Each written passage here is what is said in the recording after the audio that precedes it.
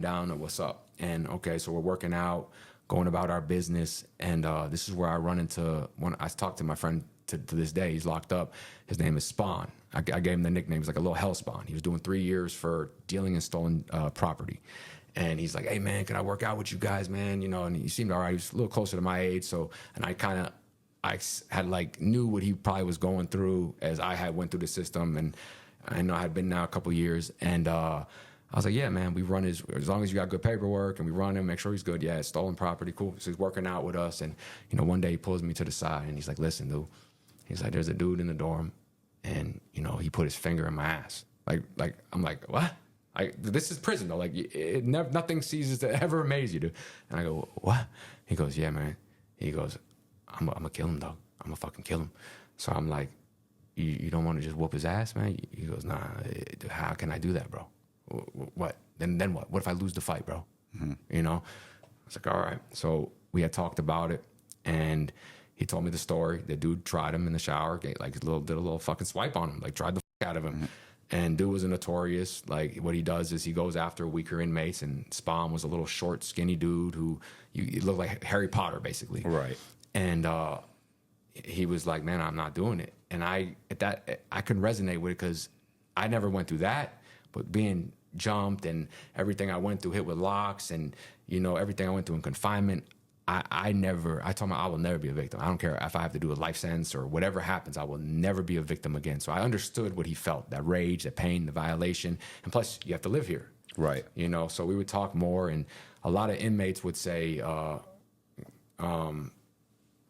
you know, like, oh, man, you know, you'll be home soon, home. But I explained, I said, this is home, dude. This is home now. Like, this is where we eat. This is where we sleep. This is where we shit. Like, you know, what are you going to do? Get abused for the next years and say, oh, when I get home, and then go live with that shame and of what happened to you, you know? And I'm like, you guys got to stop thinking like that, man. This is home. You have to accept this is reality, dude. It's not like you're doing, you know, you got years to do. This man has been tried, and, you know, it is what it is. If this was anybody else, so they're kind of like, yeah, you're right. So we were like coming together with a plan. And like, you know, this is a long time ago, and it's done with and everything, but he wanted to get him in the chow hall. And he wanted everybody to see it. And right. This is a little skinny kid doing 3 years, right? And, you know, 3 years, dude. And I wanted, you know, and I got it, because, like, if you lose the fight, then what? You're screwed, literally. Or it's a riot. It's like it's a catch-22, or you don't do anything, and then the worst happens. You lose or you lose, dude. So, you know, he took it like, dude, I'd rather be, in the way he described it, as a warrior than, you know, nothing hurts worse than being a coward. You can lose a fight, you can get tried, but being a coward, dude, that is the worst feeling. That never goes away. And, you know, he had a pregnant, or she just had a baby. And so like, it was sad to see this, but at the same time, I get it. You know, this is the world that they create for us. So in order to get any type of weapon into the chow hall, you can't really get through. You have to go through a metal detector. They strip search us. It's a higher level security prison. And we reach out to somebody that works into the chow hall, another inmate, and have him put a knife with a magnet on it underneath the like where you get your juice or whatever from. Right. And the plan is, you know, because I was like, brother, you have to do your own work here. You know, like, I'm not, you know, I got your back if anything jumps off, but this is on you. And he's like, no, I know. And he was like, I never, like, you would never expect somebody to be this determined, but that's why in prison, you never know who you're fucking with. You know, it could be the most quiet, chill guy that'll cut your throat in your sleep. And we, you know, the day arrives, and it's like, oh shit, man, like my adrenaline's pumping, and we get through there. And I was like, I got the green light that the knife was there. We see the guy, and there's like 4 of us that are on like backup duty in case something happens, you know, he fumbles or whatever, so he doesn't get jumped or anything. So we make sure we walk to the juice. I walk with him.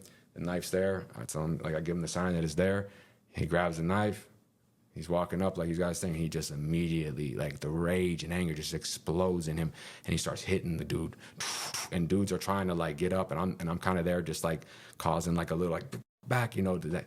But he's hitting the dude like you can hear it. You could smell the blood. I smell the blood to this day. Like, it was just everywhere. People are slipping, footprints, it just everywhere. And this dude's like intestines or whatever, guts are like kind of coming out, and the COs immediately jump on it, and he kind of like was like, what? And he cuts a CO's arm, dude. Ugh. Yeah, and so they detain everybody, and the dude's guts were out, and he ends up getting a staph infection, almost goes into a coma. He lives, you know, but since he had cut the CO's arms and did a brutal stabbing in front of the whole unit, dude got 27 years onto his sentence when he came back. For a 3-year sentence term. The COs they put you in a lot of bad spots. Now, obviously, you know, this really wasn't on the COs, but they put you in spots where they know what had happened to Spawn, right? And they put that man in the cell, in the unit with him. So you know what I mean? Like to almost add insult to injury. It would have happened regardless. So, you know, he gets 27 years, and he never flinched. He never flinched at all. And the main reason he got it was for slicing the officers. Those were the main things for the because of that, and obviously the stabbing. But they gave him the most amount of time for the officers, which is, you know, crazy. But so I talked to him pretty regularly, and he doesn't regret it one bit. He's a soldier with it. You know, he's in lockdown CM. He's behind that wall for the rest of his sentence probably.